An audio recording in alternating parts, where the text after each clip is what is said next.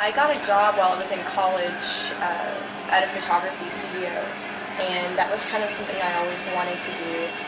So that was exciting, and I went from there.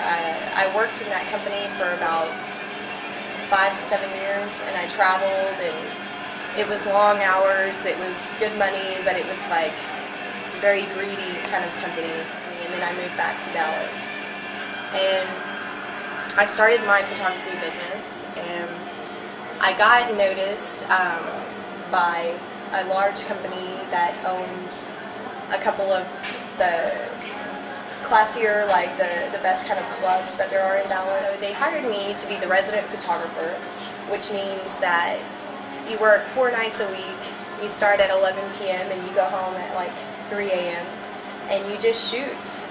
You shoot what happens, you shoot what's going on, and it shows up in all of the tabloids, all the newspapers the next day. When I would shoot in different nightclubs, and that's how it was. I mean, if a camera walked in the room, girls were so willing to do anything. I saw girls take off their tops, expose their breasts, and you know, making out with each other, you know. And they're not lesbians, but there's a camera there, so I'll be a lesbian if you're gonna put me on TV. It was just too much for me. Like, I don't know, it kind of wore me down after a while when that's all that your life is about. That's the only people that you're around. Money and greed and party, all of this lifestyle. After a while, you start to think, like, is this what life is about? And I had many conversations about that. Is this what my life is about?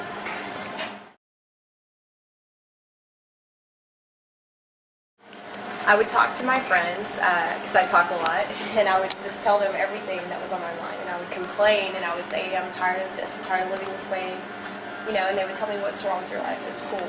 You know, you get to party, you get to be around these cool people, you get to do whatever you want, this is what you do for a living. But when that's all that you do, it's not so cool anymore. You know, when you see what people are like behind their mask, you know, it's kind of scary.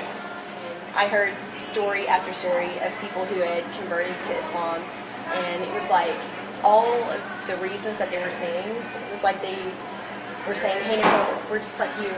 We're converting for the same reason. This is, you know, this is the place for you to be.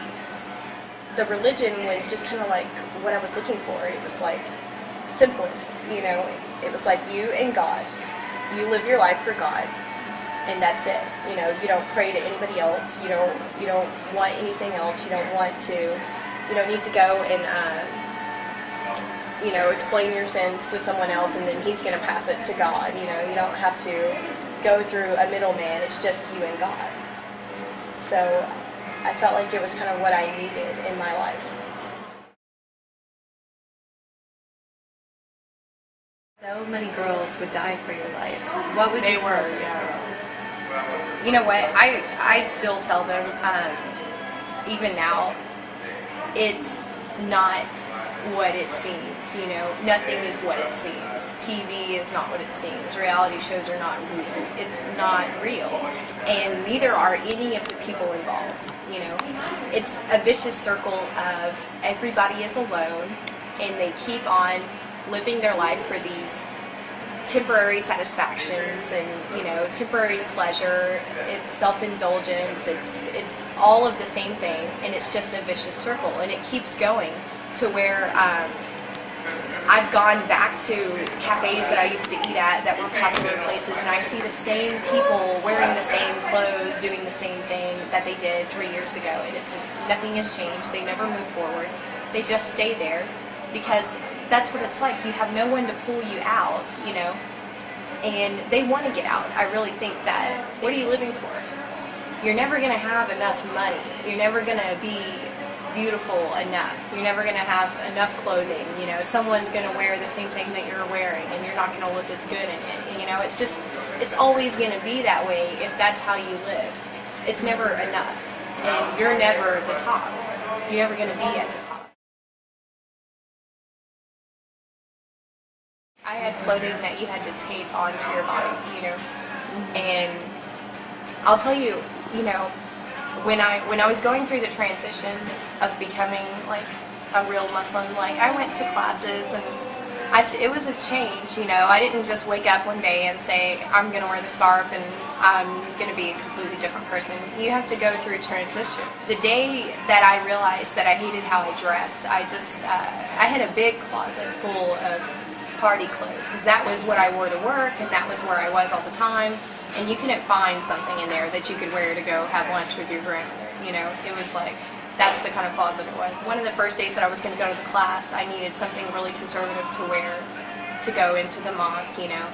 And when I realized that I had nothing that I could wear that I would feel like I was respectable, like, you know, something long-sleeved or pants that were really long and loose.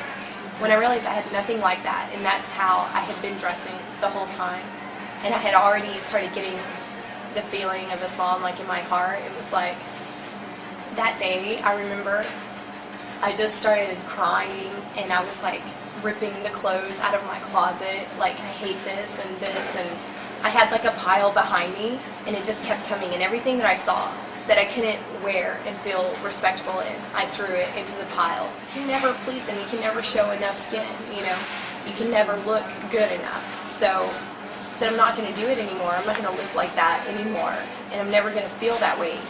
But like, when I walked in, people knew this is a religious girl. She doesn't dress for us, she dresses for God. You know, she covers her body. And that's the best feeling. It feels like you took away anyone's right to look at you in a disrespectful way. Nobody can look at you like that. Nobody can think you're some piece of meat, you know. You're raised to think that you need to look hot and you need to be hot, and that's how you're going to get on TV, and that's how you're going to be somebody, you know.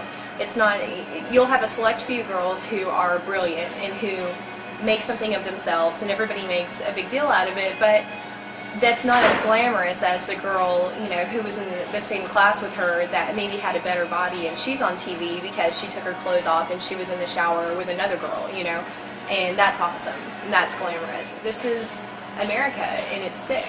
It's really embarrassing. It's like, and people, that's what people think about when they think of us. They think about what they see on TV, just like that's how we get our ideas about other people.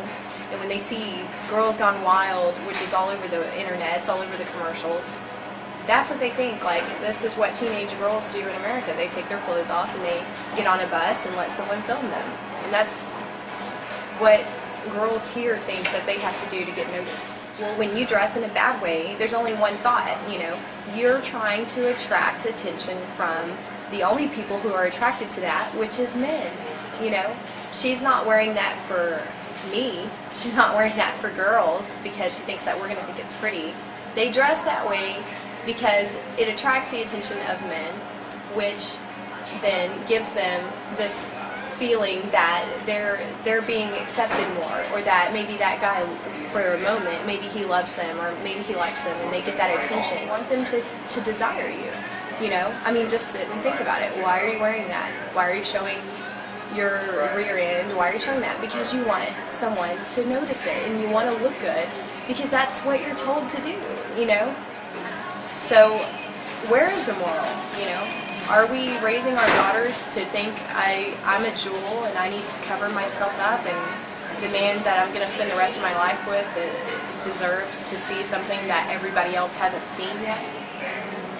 You know, I mean, do they even have anything left to show their husband when they get married that they didn't show, you know, Johnny at Starbucks or every bozo at Walmart? I didn't know what I was aiming for, you know. I was living what was considered to be a great life and glamorous and having a good time, but there was nothing there, you know. So, and I saw a lot of other people who were doing a lot better than I was, and they had nothing either. So I don't think anybody knows what they're living for, and I'm just glad that I do now. You know, I live for a higher power, and that's it.